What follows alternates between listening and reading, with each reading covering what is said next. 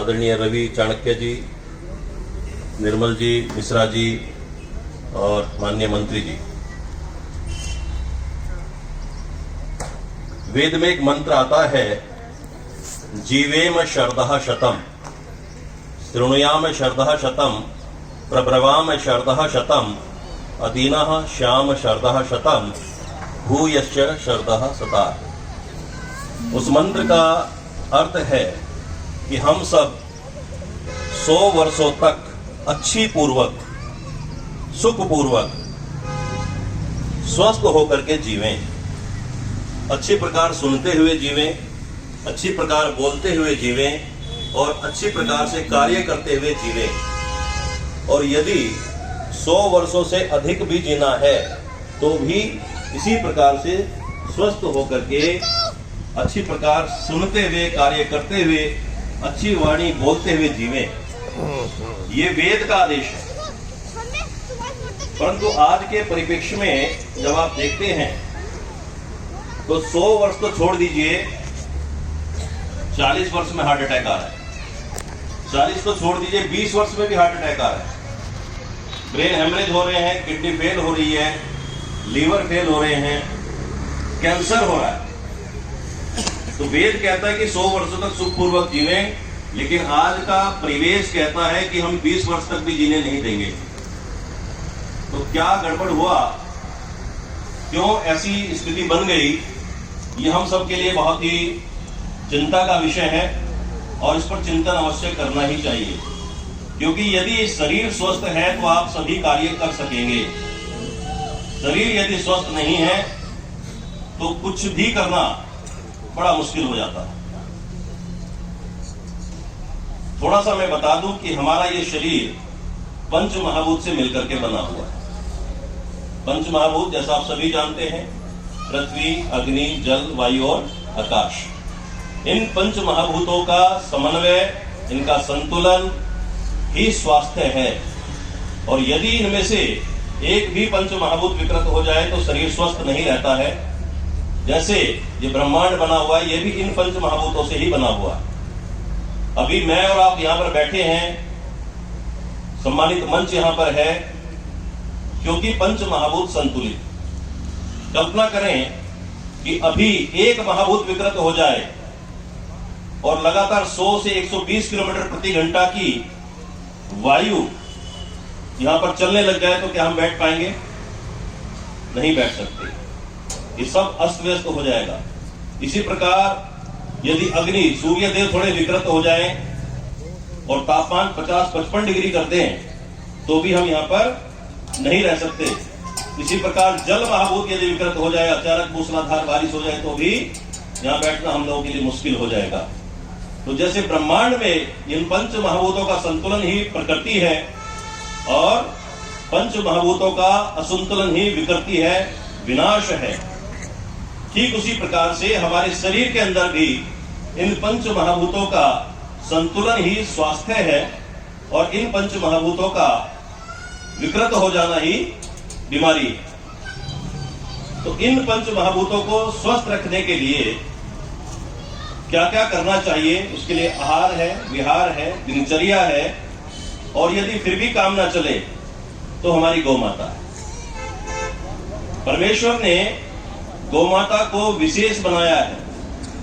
कई लोग कहते हैं कि भाई गाय और भैंस में कोई अंतर नहीं, तो ये उनकी मूर्खता है, अज्ञानता है। गाय वास्तव में गावो ही विश्वस्य मातरः। शास्त्र कहते हैं कि गाय पूरे विश्व की माता है। वो केवल हिंदुओं की माता है, मुसलमानों की नहीं है, ईसाइयों की नहीं है, ऐसा नहीं है। संपूर्ण विश्व की माता है। क्योंकि जिस प्रकार से परमेश्वर ने कभी भेद नहीं किया, परमेश्वर ने सभी जीवों को समान रूप से वायु उपलब्ध करा दी है, परमेश्वर ने सभी जीवों को समान रूप से सूर्य का प्रकाश उपलब्ध कराया है, जल उपलब्ध कराया है, रहने के लिए पृथ्वी दी है और आकाश दिया। ठीक उसी प्रकार से गौ माता ने भी कभी किसी में भेद नहीं किया। गौ माता भी सभी को समान रूप से स्वस्थ रखने के लिए, दीर्घायु बनाने के लिए अपने पंचगव्य देती है। आपने आयुर्वेद सुना होगा सभी कि हमारे आयुर्वेद हमारी बहुत सनातन चिकित्सा प्रणाली है। मैं आपको बता दूं कि पंचगव्य के बिना आयुर्वेद भी अधूरा है। आयुर्वेद में जितनी भी भस्में बनती हैं वो सब गौ माता के कंडों से बनती हैं। गौ माता के गोबर के कंडे बना करके उनमें जलाया जाता है तो ही भस्म बनती है। जितनी भी औषधियां शोधन की जाती है, शुद्ध की जाती हैं, वो गौमूत्र के द्वारा की जाती है। यदि गौमूत्र ना हो तो बहुत सारी इस तरह की औषधियां हैं जो कभी शुद्ध नहीं हो सकती और उनसे औषधि तैयार ही नहीं हो सकती। इसी प्रकार से जितने भी घृत हैं आयुर्वेद में, वो सब के सब देसी गौ माता के घी से ही तैयार किए जाते हैं। तो पंचगव्य के बिना आयुर्वेद भी अधूरा है और पंचगव्य के बिना मनुष्य भी अधूरा है। क्योंकि मनुष्य के जो पंच महाभूत हैं उनको यदि संतुलित करना है तो केवल और केवल गौ माता के पंचगव्यों के द्वारा उनको संतुलित किया जा सकता है। जैसे अगर मैं एक एक गव्य की बात करूं तो एक एक महाभूत को संतुलित करने की क्षमता रखता है। आपने शास्त्रों में पढ़ा होगा, सुना होगा कि गौ में वसते लक्ष्मी, गौ माता के गोबर में लक्ष्मी का वास है। सभी लोग सोचते होंगे भाई ये शास्त्रकार ने कैसे क्यों लिख दिया। तो जब इसमें चिंतन किया गया, वैज्ञानिक दृष्टिकोण से इसको जांचा गया, तो पाया गया कि दुनिया में जितने भी प्रकार के खनिज हैं, चाहे वो सोना हो, चाहे वो चांदी हो, अभ्रक हो, तांबा हो, लोहा हो, जितने भी प्रकार के खनिज इस संसार में हो सकते हैं वो सब के सब गौ माता के गोमय में पाए जाते हैं। और इसके लिए बहुत सारी शोध आज भी हो रही है, अभी और करने की भी आवश्यकता है। गौ माता के 1 किलो गोबर का दाम 1 लाख रुपए से भी ज्यादा हो सकता है यदि उसके तत्वों को आपने सही तरीके से, वैज्ञानिक तरीके से उसको अलग अलग कर लिया तो 1 लाख रुपए से ऊपर 1 किलो गोबर गाय का हो सकता है। अच्छा लगे मंच पर बोलना। अभी कोविड काल गुजरा है और सेकंड जो दूसरी जो लहर आई थी कोविड की, उसमें बाकी चीजों के अलावा एक चीज सबसे ज्यादा लोगों को अखरी थी और वो थी कि बार बार ऑक्सीजन की मात्रा शरीर में कम हो जाया करती थी। ऑक्सीजन के सिलेंडर 20-30 हजार के ब्लैक में बिके थे। आपको जानकर के बड़ा आश्चर्य होगा कि गाय के ताजे गोबर में जितनी ऑक्सीजन हमारे शरीर को चाहिए, यानी कि 18 से 20% हमें ऑक्सीजन चाहिए, उतनी ही ताजे गोबर में होती है। दुनिया में कोई ऐसा तत्व नहीं जिसको प्रोसेस करने के बाद उसकी गुणवत्ता बढ़े। कोई भी तत्व ऐसा नहीं, किसी को भी आप प्रोसेस करेंगे तो उसकी गुणवत्ता कम होती है। लेकिन हमारी जो गौ माता है उसमें परमेश्वर ने विशेष शक्ति दी है कि उसके किसी भी गव्य को जब प्रोसेस करोगे तो उसकी कीमत और गुणवत्ता बढ़ती जाएगी। तो ताजे गोबर को जब चेक किया तो उसमें ऑक्सीजन 20 से 22% मिला। उसी गाय के गोबर को सुखा करके कंडे बना दिए और जब उस कंडे को लैब में जांच किया गया तो उसमें ऑक्सीजन 28 से 30% हो गया। और आगे आपको जान के और आश्चर्य होगा कि जब उस कंडे को भी जला के राख बना दी और राख को पानी में घोल करके उसको चेक किया गया तो उसमें ऑक्सीजन लेवल 46% से लेके 67% तक पाया गया। अलग अलग गौ माता का अलग अलग परिवेश के हिसाब से जब चेक किया गया तो ऑक्सीजन लेवल 67% तक पाया गया। अर्थात मनुष्य को चाहिए 22% और गाय के गोबर में कितना है 67%, यानी कि 3 गुना तक ज्यादा। इतनी शक्ति गाय के गोबर में है। तो इसीलिए शास्त्रकारों ने, हमारे पूर्वजों ने, हमारे ऋषियों ने वो शोध करके ही लिखा होगा। शास्त्र कभी झूठ नहीं बोलता। गौ में वसते लक्ष्मी, गाय के घी में नहीं कहा। अभी तो देखेंगे तो गोबर के घी की तुलना करें तो लोग कहेंगे भाई घी बहुत महंगा है, लेकिन शास्त्रकारों ने कहा है कि गौ में वसते लक्ष्मी, गाय के गोबर में लक्ष्मी का वास है। और हमने उसको शास्त्र की बात को चरितार्थ किया। कोविड काल में जब कोविड प्रारंभ हुआ था और विकराल स्थिति हो गई तो गौ माता के पास में जाकर के ध्यान किया। 3 बजे सुबह उठ करके, 2 बजे सुबह उठ करके मैं बैठता था, प्रार्थना करता था, गौ माता ये इतनी बड़ी विपत्ति संसार पे आई है तो कोई ना कोई तो इसका हल आपके पास होगा। 2 से 3 दिन लगातार ध्यान किया तो ध्यान में आ गया कि गाय के गोबर और गौमूत्र को मिला करके, कुछ आयुर्वेद की औषधियों को मिला करके यदि हम एक बनाते हैं, औषधि तैयार करते हैं तो इस कोविड को वो जड़ से मिटा सकता है। और वो ध्यान में आई हुई जो चीजें जब मैंने वनस्पति विज्ञान में पढ़ी, उन औषधियों के बारे में पढ़ा, तो पता लगा कि वही चीजें थी जो बुखार को खत्म करती हैं, जो आपकी श्वसन क्रिया को ठीक करती हैं, जो आपकी कफ खांसी को जड़ से मिटा सकती हैं। और उनको जब पंचगव्य के साथ मिश्रण बनाया तो इतनी पावरफुल वो औषधि तैयार हो गई कि 20,000 से ज्यादा पेशेंटों को पूरे भारतवर्ष में उस अकेली औषधि ने तैयार किया, ठीक किया। और उन पेशेंट्स को किया जो अस्पताल से बेचारे निराश हो चुके होते। उस समय के माननीय आयुष मंत्री श्रीपद नायक जी को मैंने उसके बारे में पूरा बताया, वो पूरी फॉर्मुलेशन उनको भेज दी। लेकिन क्योंकि कोविड फैलता जा रहा था, बढ़ता जा रहा था, तो सरकार की दृष्टि से, सरकार के स्तर पर उसको बहुत ज्यादा काम नहीं हो पाया। लेकिन गौमाता ने मेरे द्वारा उसको कराया और बहुत सारे पेशेंटों को ठीक किया गया। तो पहली लहर में ठीक हुए, दूसरी में भी ठीक हुए, और आज भी वो औषधि कारगर है कि कोविड का कोई भी वेरिएंट क्यों ना आया हो, alpha, beta, gamma, delta, Omicron, कितने भी वेरिएंट आए, उस अकेली औषधि ने उन सभी पेशेंटों को ठीक किया है और आज भी वो कर रही है। तो ये गौमाता के गौमय का कमाल है, गौमूत्र का कमाल है। वापस मैं आता हूं पंच महाभूत पे। तो पहला जो महाभूत है वह है पृथ्वी तत्व। अगर पृथ्वी तत्व आपका विकृत हो जाए शरीर का, तो पूरे शरीर पे एलर्जी हो सकती है, दाद खाज खुजली हो सकती है, इस प्रकार की बीमारियां आपके शरीर में आ सकती हैं। तो उसको बैलेंस करने के लिए गौ माता का जो गोबर है वो पृथ्वी तत्व है। अर्थात औषधि के रूप में जब मैं बात करता हूं, खेतों में डालेंगे तो भी आपको मालूम पड़ेगा गाय के गोबर की क्या वैल्यू है, पैदावार कितनी बढ़ जाती है। वो कृषि वाले विषय में आ सकता है, लेकिन चिकित्सा वाले विषय में अगर पृथ्वी तत्व विकृत है तो गाय के गोबर से उसको ठीक किया जा सकता है। दूसरा है वायु तत्व। अगर शरीर में वायु विकृत हो जाए तो देशी गौमाता का जो गौमूत्र है वो शुद्धतम वायु है, शरीर की शुद्धतम वायु है। और आप जानते हैं कि वायु सबसे ज्यादा खतरनाक होती है।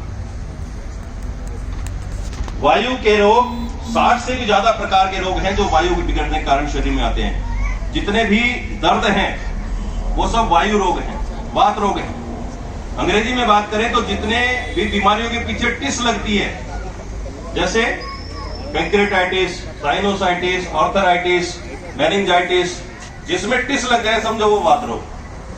और उन सभी वात रोगों की इनकी उस टिस यानी कि उस टीस को मिटाने के लिए देशी गाय का गौमूत्र पर्याप्त होता है। गौमूत्र से बनी औषधियां हर एक प्रकार के वात रोग को, 60 से ज्यादा प्रकार के वात रोग को अकेले मिटाने में सक्षम है। तो वायु बिगड़ जाए तो उसके लिए पंच महाभूत के लिए गौमाता का जो गव्य है वो गौमूत्र है। उसके बाद जल तत्व आता है। जल तत्व किसी का विकृत हो जाए, सर्दी, खांसी, जुकाम, कफ के रोग हो जाए, 40 प्रकार के रोग होते हैं। तो ये रोग सब मिटाने की क्षमता है देशी गौमाता के दुग्ध में, यानी कि शुद्धतम जल अगर दुनिया का आपको चाहिए तो गौमाता का दूध है। तो कफ हो जाए, खांसी हो जाए, जुकाम हो जाए किसी को घर में, तो घबराने की आवश्यकता नहीं है। देशी गौमाता का 1 चम्मच घी लेकर के उसमें आधा चम्मच अजवाइन को भून लीजिए और दूध को उसमें छोंक लीजिए। उसके बाद 1 चम्मच हल्दी तवे पे भून करके एक उसकी फंकी लेकर के ऊपर से वो दूध पी लीजिए। 3 दिन पिएंगे, सर्दी, खांसी, जुकाम बिल्कुल ठीक हो जाएगा। कोई पैसा खर्च नहीं होना। गौमाता इतने सरलता से, इतने दिव्यता के साथ शरीर के बहुत बड़ी बड़ी बीमारियों को ठीक कर देती है। तो जल तत्व विकृत हो जाए, कफ के रोग आ जाए, तो देशी गौमाता का दूध उसके लिए गव्य है। उसके बाद अग्नि तत्व, शरीर की अग्नि विकृत हो जाए, बहुत सारे अग्नि विकार आते हैं, एसिडिटी होती है, जलन होती है, और इसके बिगड़ने के कारण ही अल्सरेटिव कोलाइटिस जिसको हुआ है वही जानता है कितनी खतरनाक होती है। हाथों में छाले पड़ जाते हैं, डॉक्टर के पास जाते हैं तो जनरली एलोपैथी में उसका सरलता से इलाज मिलता नहीं है, बिगड़ती जाती है स्थिति।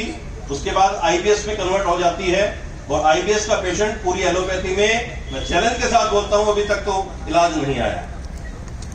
अगर ऐसा हो जाए तो उसके लिए भी अग्नि तत्व को शांत करने के लिए, उसको संतुलित करने के लिए देशी गौमाता का शुद्धतम घी आप प्रयोग करेंगे तो सारे के सारे जो अग्नि तत्व वाले रोग हैं वो शांत होते चले जाएंगे। उसके बाद आता है आकाश तत्व।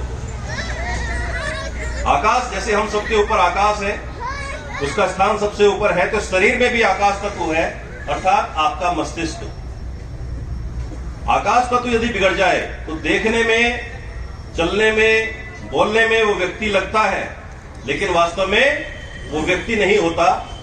बहुत सारे आप समझ सकते हैं कि पागलपन तक वो स्थिति पहुंच जाती है। तो आकाश तत्व को यदि संतुलित करना है तो देसी गौ माता का छाछ, तक्र जिसको बोलते हैं, मट्ठा बोलते हैं, हरियाणा में शीत बोलते हैं, तो प्रातः काल सुबह उठते ही 1 गिलास देसी गौ माता का जो मट्ठा है, छाछ है, उसमें 1 चम्मच भुना हुआ जीरा, थोड़ा सेंधा नमक मिला करके पीने लग जाइए तो सारे आकाशीय तत्व वाले रोग आपके समन हो जाएंगे।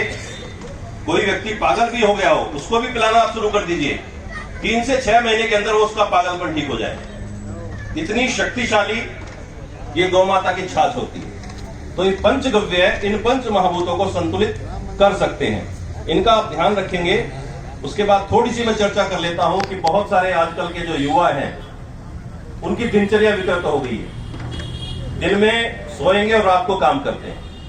तो ऐसे करने से उनके शरीर का जो लीवर है वो विकृत होने लग जाता है। हाइपर एसिडिटी होना, लीवर से फैटी लीवर हो जाना, उसके बाद बदल के लीवर सोराइसिस तक पहुंच जाना, लीवर कैंसर तक कन्वर्ट हो जाना, इसका सबसे मुख्य कारण है कि रात को जगना। तो दिनचर्या हमारी हो कि प्रातः जैसे सूर्य उगता है तो हमारी दिनचर्या प्रारंभ होनी चाहिए, और जैसे ही सूर्य अस्त होता है तो हमारी दिनचर्या वहीं पर रुक जानी चाहिए। हमें सोने का प्रयास करना चाहिए कि जितना हो सके भोजन करना है सूर्यास्त के पहले, सायकालीन भोजन सूर्यास्त के पहले कर ले तो सर्वोत्तम है। अधिकतम 1 घंटे के अंदर हमें कर लेना चाहिए। भोजन में थोड़ी सी सावधानियां रखनी चाहिए कि जैसे शाम को हमें दाल नहीं खानी, दही नहीं खाना, सलाद और फल वो भी कम मात्रा में खाना, हो सके तो ना खाए। प्रातःकाल जो नाश्ता होता है उसमें सर्वाधिक फल और सलाद आप खाएं तो कभी बीमार नहीं होंगे। 3 प्रकार की रसोइयां मैं जनरली बताया करता हूं लोगों को कि संसार में 3 तरह की रसोइयां होती हैं। पहली रसोई है उस परमेश्वर की बनाई हुई रसोई, दूसरी रसोई है इंसानों की रसोई, और तीसरी एक रसोई जो शैतानों की रसोई कहा जाता है। परमेश्वर की रसोई क्या है? परमेश्वर ने अच्छे अच्छे फल बनाए हैं, अच्छे अच्छे मेवे बनाए हैं जो परमेश्वर ने अपनी रसोई में पका के हम लोगों के लिए तैयार करके दिए। तो परमेश्वर की बनी रसोई का भोजन प्रातः काल करेंगे, अर्थात फल खाएंगे, सब्जी खाएंगे, ड्राई फ्रूट्स खाएंगे, तो कभी बीमार होने वाले नहीं। दूसरी है इंसानों की रसोई। इंसान का मतलब है जो अच्छी प्रकार सेहत को देने वाली चीजें हैं, चाहे वो आपके चपाती है, चावल है, दालें हैं, यानी कि अच्छी प्रकार से आपकी रसोई में बना हुआ जो भोजन है वो इंसान की रसोई है। शुद्धतम तेल है, अच्छे से नमक, सेंधा नमक आदि डाल के बनाया जाए, वो इंसान की रसोई में बना भोजन है। और तीसरी है शैतान की रसोई। शैतान की रसोई अर्थात तेज मसाले।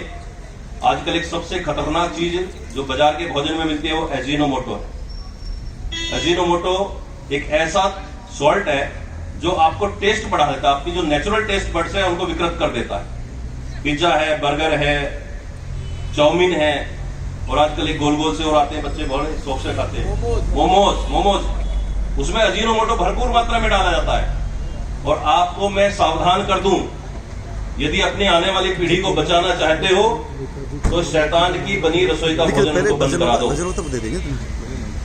अभी आप इंटरनेट पे पढ़ लेना, एक बीमारी आई है जिसका नाम है GBS सिंड्रोम, गुलियन बर्रे सिंड्रोम। वो इस अजीनोमोटो के कारण से बहुत तेजी के साथ हमारे युवाओं में बढ़ती जा रही है। उसमें क्या होता है कि हमारा जो इम्यून सिस्टम है वही हमारे जो पेरिफेरल नर्वस सिस्टम है उसको खाने लगता है, डैमेज करने लगता है, और उसके कारण से धीरे धीरे पैर से शुरू होकर के पैरों में कंपन होता है, हाथों में कंपन हो सकता है, फेशियल पैरालिसिस हो सकता है, और जीवन भर धीरे धीरे वो कंप्लीट पैरालिसिस होकर के व्यक्ति बेड पे आ सकता है, और स्थिति और बिगड़ी तो जीवन भी समाप्त हो सकता है। और GBS सिंड्रोम का जो बढ़ता प्रभाव है वो पूरे विश्व में बहुत तेजी के साथ ये बीमारी फैलती जा रही है। भारत में एलोपैथी में अगर इसकी बात करें तो 80 से 85 लाख से स्टार्ट होता है इसका इलाज। प्लाज्मा चेंज करना पड़ता है, पूरी बॉडी की प्लाज्मा थेरेपी होती है, पूरा प्लाज्मा चेंज करना पड़ता है। दूसरी एक टेक्नोलॉजी आई है, IVIG बोलते हैं इसको, इम्यूनोग्लोबुलिन, उसको चेंज करना पड़ता है। ये केवल और केवल आपके शैतान की रसोई में बने हुए भोजन के कारण ये बीमारी फैल रही है। तो अभी सावधान हो जाएं, अपने घर में बच्चों को, परिवार को समझाएं कि बाहर का खाना बिल्कुल भी ना खाया जाए, और जिसमें ये अजीनोमोटो और दूसरे इस तरह के सॉल्ट मिला करके खाने में बहुत स्वादिष्ट होते हैं, लेकिन हमारे शरीर के नेचुरल इम्यून सिस्टम को डैमेज कर देते हैं और इस तरह की GBS जैसी बड़ी बीमारियां पैदा करते हैं। तो इनका हम ध्यान रखेंगे। बर्तनों का ध्यान रखेंगे कि अपने घर में एल्युमिनियम से बने बर्तन ना हो, अपनी रसोई में मिट्टी के बर्तन सर्वश्रेष्ठ होते हैं। उसके बाद हमारे पूर्वज खाते थे पीतल के बर्तनों में, वो अच्छे होते हैं। उसके बाद भी नहीं काम चले, तांबे के बर्तन हो सकते हैं, फिर भी काम ना चले तो स्टील के बर्तन ले लें, लेकिन एल्युमिनियम के बने बर्तन अपनी रसोई से बिल्कुल हटा दें। टीबी और कैंसर करने का सबसे मुख्य आसान तरीका है एल्युमिनियम से बने बर्तनों में भोजन करना, उसको हटा दीजिए। तीसरा है रिफाइंड तेल, आपकी रसोई से बिल्कुल दूर कर दीजिए। रिफाइंड तेल खाएंगे तो कोलेस्ट्रॉल की समस्या सबको रहेगी, कोलेस्ट्रॉल बढ़ता जाएगा और कोलेस्ट्रॉल बढ़ने के कारण से हार्ट अटैक या ब्रेन हेमरेज कभी भी आ सकता है। तो इस तेल को अपने घर में बिल्कुल हटा दीजिए। चौथा नमक है, नमक खाना है आपको बिल्कुल रॉक साल्ट, जो चट्टानी नमक होता है, जिसको सेंधा नमक ये कहते हैं, तो सेंधा नमक ही अपने घर में रखें। जो समुद्री नमक है उसको अपने घर से हटा दीजिए। तो ये छोटी छोटी बातें हैं, इनका आप ध्यान रखेंगे तो मुझे लगता है कि जो जीवे में श्रद्धा शतम वेद ने हमें आदेश किया है कि 100 वर्षों तक सुखपूर्वक जीना है, उसको हम भली प्रकार से जी पाएंगे। इस कार्यक्रम में, क्योंकि कार्यक्रम दूसरी तरह का था और मैं बीच में हेल्थ को लेकर के आ गया, मुझे लगता है कि कुछ बातें जो मैंने आपको बताई अगर आप ध्यान रखेंगे तो आपको लाभ होगा। आपने बहुत धैर्य से ध्यानपूर्वक सुना, आप सभी का बहुत बहुत धन्यवाद। जय गौ माता।